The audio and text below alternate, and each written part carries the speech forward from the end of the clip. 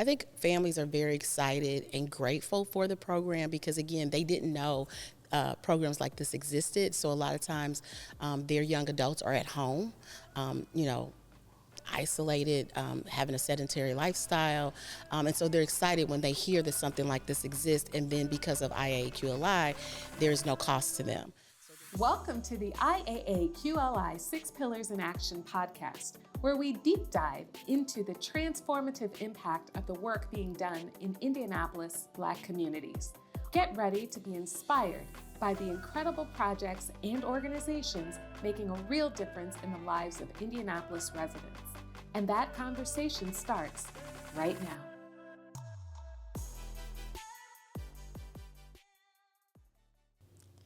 Hello and welcome to another episode of the IAAQLI 6 Pillars in Action podcast, where we highlight the amazing work that's being done in our community thanks to the Indianapolis African American Quality of Life Initiative, also known as IAAQLI. I'm your host, Aaliyah English, filling in for Samantha Douglas today, and with me I have the visionary behind ProjectWill, Janine Coleman Miller.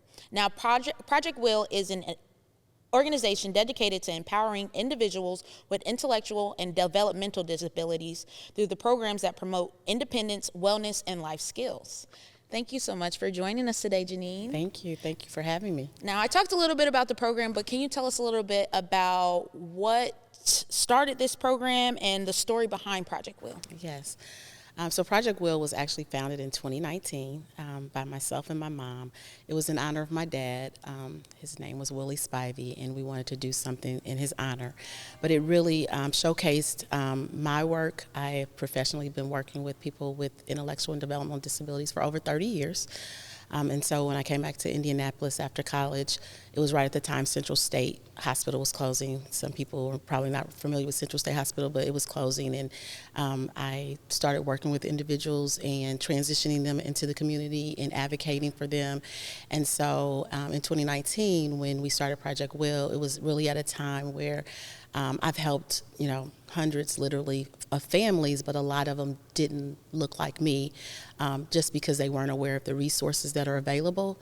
And so I wanted to really make sure that we were providing services that helped individuals after high school, because that's when we see a lot of families depend on the school systems. But after school is done, when they exit school, it's like, what's next? And so we wanted to give them the what's next. So helping them, like you said, develop life skills, but also helping them with workplace preparedness and just equipping them with skills so that they can live a purposeful, productive adult life. That's awesome. And because I subscribe to the IAAQLI newsletter, I know that you guys recently had a cohort that graduated. Yes. Who went through the program. Can you tell us a little bit about that? Yes. So in 2019, when we started, it was really working with families that had funding through Medicaid. It's called the Medicaid waiver. It's a home and community-based program. But what we're finding is that a lot of families in the African American community are not aware of that funding resource, and so IAAQLI has helped us start a program that is really focused on individuals from the African American community, but also that may be at risk or have been justice involved. So that cohort was our first cohort for that specific program. That's awesome. Can you tell us a little bit more about the programs specifically that were offered in those programs and what they got out of it? Yes. So it's an 8-week program, and we focus on 6 core areas. So we look at social and romantic relationships. We look at wellness. We look at self-advocacy. We look at all of the things that we feel they need to be successful in employment. And it's not just about the work skills, not just the hard and soft skills, but it's all the other things that go along with why they may not be able to maintain that employment. So, a lot of the individuals we serve and support, they can secure the job or secure employment, but they're not successful in maintaining it. So that is really what the 8 weeks is focused on, is all of the different areas that would help them be successful. Do you have any success stories? Because that's amazing, or anything you would like to share from that first cohort? I had the pleasure of being at the graduation, so I saw the wonderful students that went through. Can you just share a little bit more about that? Yes, one of the students that went through actually was referred to us by another nonprofit We were at a summit telling about what we do, and she thought she had a young man that might fit the profile of the individuals were seeking, and she was absolutely right. We worked with him. We actually started working with him several months before the cohort started.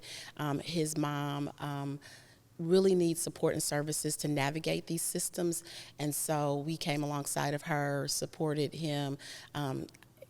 It goes beyond just finding a job. I mean, healthcare. He did not have a primary care physician, so we got him connected there. We helped him participate in some of our workplace experiences. And so when he started the program, he was so excited because he just had not been involved in anything since he exited school. He's actually 22. He spends a lot of time on the streets. You would think that he's homeless, possibly. There's just a lot that goes on with him. So coming alongside of him, having him come to the program and graduating, it built his confidence, his self-esteem. He's so, excited about finding employment. So that was one of our really good success stories. That's awesome. Can you tell us a little bit more about what kind of impacts because that was one success story, but what impact are you seeing Project Will have on the community or even the families that are bringing these students there? I think families are very excited and grateful for the program because, again, they didn't know programs like this existed. So a lot of times their young adults are at home, isolated, having a sedentary lifestyle, and so they're excited when they hear that something like this exists, and then because of IAAQLI, there's no cost to them. So they're really excited about that. So families are just grateful. I mean, you were at the graduation, you saw how excited they were about the possibilities, about the future.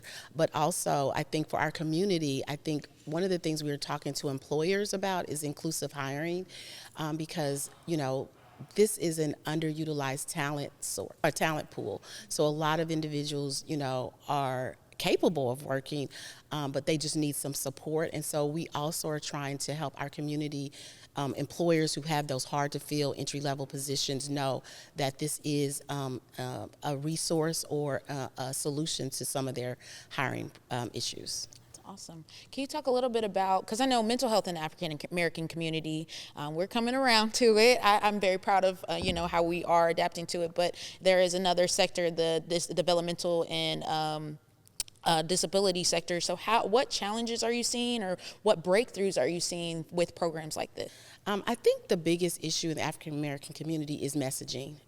How do we, because when we say intellectual and developmental disability, we say neurodiverse, there's so many different terms that we use, and sometimes that does not resonate with our families. And so we are starting to try to change our marketing materials and our conversations to start to describe individuals instead of just using these professional terms or using the professional jargon. So I think that's one of our barriers to our community is just the messaging and how we reach the families that we're trying to reach. So that's one of our biggest struggles. So that's where we're really trying to get guidance on how we should go about it.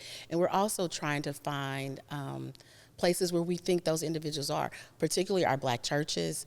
So it is something that we are, thanks to IAAQLI, we are making, some progress. That's awesome. Speaking of IAAQLI, can you tell us a little bit about the grant process and how they were able to help this organization accomplish this goal? Yes. So the grant process, I'll be honest, our first go around, we were not approved, so we did try it again and we were successful because I think even with IAAQLI, there was some education even with some of the individuals that may have been reviewing the grants. But I do think the process, it was, typical grant process, but we've just been so excited after we were awarded the grant because they really have been very supportive because of the messaging, we are kind of behind on some of our goals. And so we approached them and talked to them about it and explained what some of the barriers were. And they were gracious in granting us kind of an extension to make sure that we are able to achieve the goals and outcomes that we said that we would. So they've been really, really great to work with. Awesome. And why is it important for organizations to reach out and help organizations like IAAQLI to reach out and help organizations like ProjectWill? Can you tell us a little bit about that impact and why it's so beneficial? As I mentioned, I've been working in this field for 30 years, and in some of our marginalized communities, we're just not aware of the resources, or even if someone makes us aware, the process to go through this is state and federal funds that we're talking about, and so for our families to really be able to get through the process, it is a long process, and I think sometimes they give up, but with the help of IAQLI funds, we are able to support them. Without those funds, we would not be able to come alongside of families and really work with them through the complete process, because it could take up to a year. So we're talking about accessing Social Security funds, Social Security disability, all of these things, vocational rehabilitation, all of the things that are available to them that they're just not aware of. So professionals like myself and my team were able to not worry about, building another funding source. We're able to do that without any struggles. That's awesome. And then you're providing longevity and you're giving a life, not a lifeline, but you're helping these, as you could say, like you said, there's a drop off after high school. So that young adult, can you tell us a little bit more about your demographic and your age group? Yes. So we originally started out serving 18 to 35-year-olds. And so now we have started serving individuals at 14, so while they're still in school. So we're starting to work with what we call transition coordinators at the different high schools. Washington Township and Wayne Township have been the two largest communities we've worked with, but we work with the transition coordinators while they're still in school to start talking to families about what is the plan after high school, because these are individuals that typically have an IEP or in special education services. So like their typical peers, they may not go off to college, they may not get a job right out of high school, they may not go to the military. So families really are not sure what's going to happen. So the younger we're able to start, the more prepared they are. So we offer summer camp for 8 weeks while the students are out of school. And so we're starting to talk about career awareness, career exploration, really having those conversations about what does adulthood look like? What is it about? So starting earlier is really important. In the state of Indiana, individuals are able to stay in school to age 22 if they receive special education services. But some families don't want the individuals to stay in school that long. They want them to exit at 18. But again, they didn't have, a solution. So now that they know that we're here, some of the students are exiting high school at 18 instead of staying those additional 4 years and starting our program. That's awesome. And that's such a scary time for anyone. Yes, so for you guys to provide that support is just amazing. What are some hopes for the future of the Will Project? So the future is we are trying to partner with more organizations, particularly churches, because one thing that we need to, in addition to the IAQLI funds, we know that they won't always be there. One of the things we need is space. And so we are approaching churches. So we do have a couple of churches that work with us to give us space to run these programs. So we're, continuing to find churches in the community, looking for nonprofits in the community that we can support. But also we're looking at a national program called Pathways to Justice that is, like I said, it's a national program, particularly a program in New Jersey that is offering a disability response team. Here in Indianapolis, we offer that for people just in mental health crisis, but we don't offer it for the population that we serve. So we're looking at trying to convene all of the stakeholders here in Indianapolis to really have a conversation about that. So that's kind of, on the horizon for us, and just doing more advocacy work, not just at the local level, but at the state level as well. All right, we're running out of time a little bit in this segment, but before we go, I want to know, what message would you like to share to any policymakers, anybody in public importance, anything that's uplifting? What should people know about Will Project, and how can they help? So one of the things is just really understanding the difference between those individuals that are, that are neurodiverse versus mental health. So really educating themselves, but also just understanding that the individuals we support, they can work, they do have abilities. We want people to see them beyond their disability and see what, the limitations that we as a community put on the folks we serve, but really being more open and really understanding inclusion in the workplace and inclusion in our communities. So that is something that I really want people to really start thinking more about. Awesome. I'm hearing that we need job opportunities. Yes. Come ready to hire. Yes. Yes. So we love that. Thank you so much for being with us today. When we come back, we'll hear from another impactful organization making an impact in our community thanks to the IAAQLI. We'll see you right back. Coming up, hear from another IAAQLI awardee and learn more about the impact and work being done in our community. And don't forget, subscribe to our podcast and visit the IAAQLI website and learn more about the work being done and ways to get involved. Hello and welcome back to the IAAQLI 6 Pillars in Action podcast, where we highlight the amazing work being done in our community thanks to the Indianapolis African American Quality of Life Initiative. Now with me today, I have Emil Ekiyor, who is the president and founder of InnoPower. And InnoPower is an organization that is on the front line of economic empowerment in Indianapolis. And they are focused on improving the quality of life of underrepresented communities by driving innovation, entrepreneurship, and workforce development. That was a mouthful, but that's a lot that you're doing, and we're very proud and very happy to have you. Thank you so much for being with us today. Yeah, I got to shorten that. In business, they say you got to make it like sweet. But then if you make it sweet, we don't get as much as the impact because you're doing so much. So I say don't change a thing. Thank you. So today we're talking about the HoosierAI 1000. I know AI is a big topic these days. So can you tell us a little bit about what inspired the effort and what's the goal and about the initiative as a whole? Yeah, so two things happened to me in 2024, at the end of 2024, that really hit me hard. And one, and this is not like anything to anybody, but it really happened. I was at a Cathedral football game, and I was talking to Jeff Bridges, the president of Cathedral, and he was sharing with me how much work they were doing at Cathedral to make sure, one, that they were educating the parents around ChatGPT and AI to make sure the kids weren't using it for their homework all the time, and then educating their teachers on how to read the papers and the homework submitted to see if ChatGPT was used. And I was like, oh, wow, those are the times we're in today, right? Right. So I then ran into the superintendent of IPS like 2 weeks later, and we're having a conversation around technology, and she was just sharing frustrations around number of students that had access to Wi-Fi, one-on-one technology and all of those, and the need for that to happen in the district with more students. And that really hit me because I was like, wow, I just had a conversation. On one side of 56th Street, they're trying to hold kids back from using AI. On the other side of 56th Street, these kids don't have Wi-Fi. And at some point in life, this group of kids are competing against each other for jobs, business, or whatever.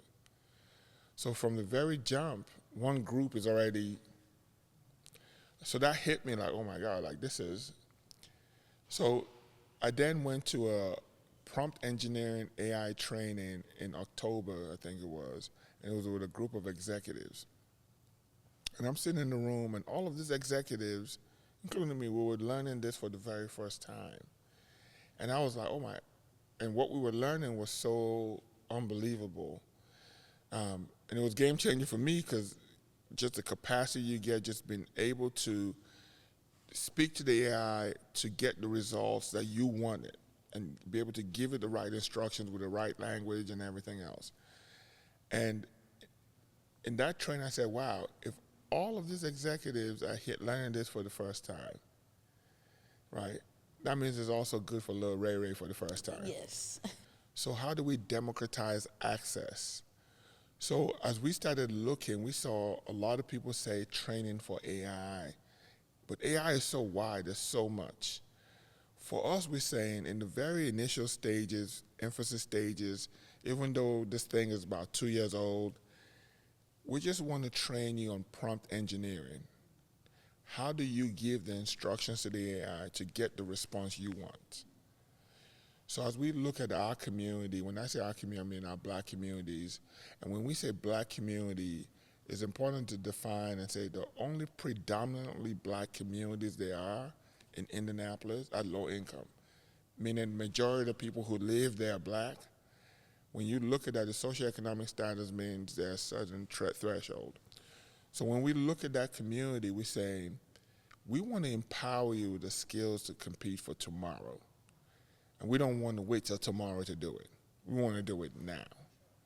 So as we were looking to say, how do we do that to get as many students as possible?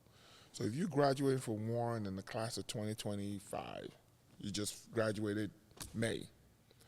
If someone has said to you, if people have been saying to you for 12 years, 10 years, you're 2 grades behind, we're saying you're not 2 grades behind anymore if you know how to use this tool. If you're returning from prison and you're trying to get into the workforce, and we know the struggles people have, but today with remote work, with content creation, there's so much. If you have skills and just knowing how to prompt in the beginning, it gives you more opportunities. If you are elderly and you're just trying to get your schedule together for your drugs, or even if you just want to learn something, you want to communicate, you want to help your grandkid with their homework, if we teach you how to prompt, now you could do it. So it opens so many doors, but we also know that sometimes that kind of know-how and technology trickles down to a community 2 years later.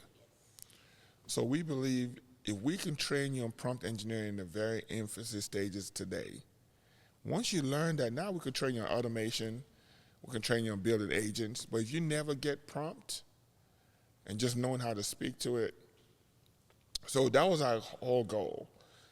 Then we said, okay, let's go find people to do the training. And we were amazed that there just are not a lot of people that have been certified to be a master trainer in prompt engineering. And we couldn't find people. So we said, well, we have to create our own bench. We have to train people as master trainers so now they can go out and train other people. So we started AI 1000 to say we're going to train 50 master trainers, and then we're going to give a $500 stipend to each to go out and train 20. Wow. And the goal is to have 1,000 people trained by July 31. Wow.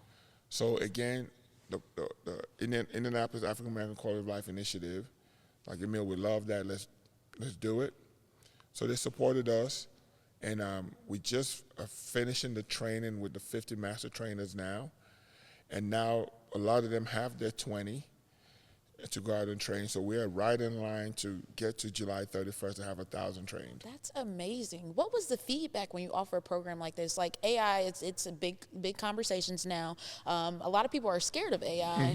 Mm-hmm. So how were you able to can you tell me a little bit about the demographic of students that you trained and what were their response to learning this thing? Great question. So we recruited people because we wanted to recruit people that, one, we knew have a heart for the community, where they, so some people, right, when it comes to training and supporting other people, that's a headache. They're not trying to do that, right? Because people may not be receiving the training, but we know there are some people where that's not working with people is their passion. So we wanted to recruit those kind of people that had networks that love empowering people. So we recruited those people, plus the time commitment. So it's a 24-hour commitment to get trained on just how to prompt, then another 24 hours to train you on how to teach prompt. So those 48 hours to someone who's working, got kids, is a commitment. So we had to find people that could do it, right? So we, luckily, God blessed us, we found an amazing group. We recruited an amazing group of master trainers. That we're holding them back right now. They're ready to go conquer, I love that. right? But, we have the first group of master trainers trained in the state of Indiana to deliver prompt engineering. Can you tell me a little bit what the program looks like? Am I on a computer? Am I typing things in? What are some of the barriers or some of the questions that the people taking the class have? So one of the things is, obviously when you design something like, you have to know people have lives. So you want to make sure that you're doing it and you're time sensitive, right, and not taking up all of their time. But you also don't want it open-ended. You don't want it to be an 8-week, right, so which it ended up being. So we ended up doing 2 days a week virtually on Tuesday and Thursday evening from 6 to 8, and then Saturday mornings from 8 to 12, right? So we did that to make sure people had time. So the in-person session was Saturday mornings, where you come in and you're with your group. The virtual sessions were also a group, but they're interactive sessions, right? So what you're doing is you're also giving them, they're using their real life scenarios to use the prompt engineering. That's nice because it makes it Exactly. applicable. So everyone that took the course, every one of the master trainers had to write a book. Oh, But it also showed them the power of AI. A lot of them have been thinking about writing a book, but back in the day, to write a book, you're just going to sit down and do it on your own. Today with AI, all of them, for the most part, have finished writing their book in 6 weeks. wow. But it also gave them a good glimpse of just the power of it. When you know how to speak to it on prompt and the results you get from it, it just gives you so much capacity. That's amazing. Can you tell us a little bit about how this, and you mentioned it earlier, but just a little more detail about how the IAAQLI grant helped fund this and help make this vision of yours a reality? So what we want, when we pitched this to them and said we had a grant with the IAAQLI, and we were doing cybersecurity training. So remember, when the grants were given, the original applications were almost 4 years ago. And this is how fast technology is moving. Yes. 4 years ago, the conversation was cybersecurity, get people trained, everyone's lined up. 4 years later, the cybersecurity jobs are not where they used to be, and AI is rolling. So we went back to the IAQLI and said, look, we can continue getting people this cybersecurity training. It was the hot thing when we pitched. Today, that has changed. We want to pivot to the AI training and train the master trainers, and we'll have 1,000 people trained by July. That's like, we love this. So what I love about it is, again, with the Indianapolis African American Quality of Life Initiative, the ability to go and share that here's what we're thinking. Now, you could be rigid. We could have just kept doing cybersecurity and training people, but it was almost wrong. Like you were setting people up for failure because the industry is changing. So the fact that they saw that too and said, we love the fact that you came, because we know you could just kept doing, but now this is even bigger impact. Because you with the same dollars, you're gonna have 1,000 people trained. They was like, okay, you're not asking for any more money, right? I was like, oh, we don't want no more money. So that's like, let's go do it. So, it's such a blessing to be able to communicate. And again, it's innovation, it's ideas, but it's also the ability to execute those ideas. Awesome. And you mentioned like technology changed so rapidly. Just 4 years ago, we were talking about cybersecurity, and now we're into AI. How are you ensuring that these HoosierAI 1,000 trainees are going to have that longevity or be able to sustain this information as technology can and will change? Great question. So remember we said we're starting off with prompt.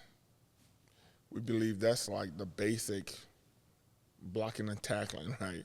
You got to learn how to do that before you get to automation, before you get agents. So those group of trainers, master trainers now, they're getting their prompt master trainers. So our partner to do this is Indiana Wesleyan University, right? So Indiana Wesleyan is the certification body for the master trainers. So once they've completed this, the next step now is they're going to get trained on automation. They're going to get trained on agents. So today, I can just build agents. Everybody doesn't know how to do it, but it's a skill I can get trained on. Where everything I do, the way my mail is checked every day is automated, my calendar is connected to my mailbox. I could build automation that allows me to get all my bills from my emails, put it on a different form so I can see my bills, put it on the calendar when my bills are due so they're paid. All of those things, you could do it today. So for the trainers, they have the initial prompt. Now the next phase, so we're just going to stack credentials with them. So it's just like the tip of the iceberg. The very tip. But the goal with them is they're going to continue going out and empowering the community.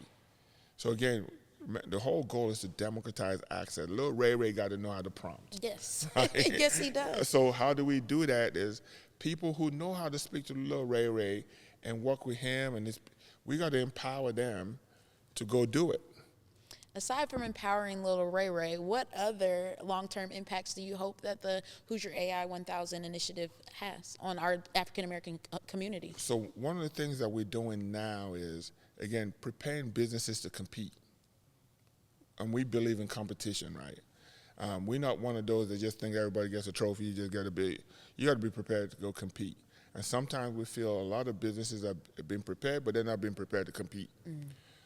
But if I can teach you the prompt, now if you want to bid for a contract, the contract is 50 pages. When I look at those bids, sometimes I just close it and put it down.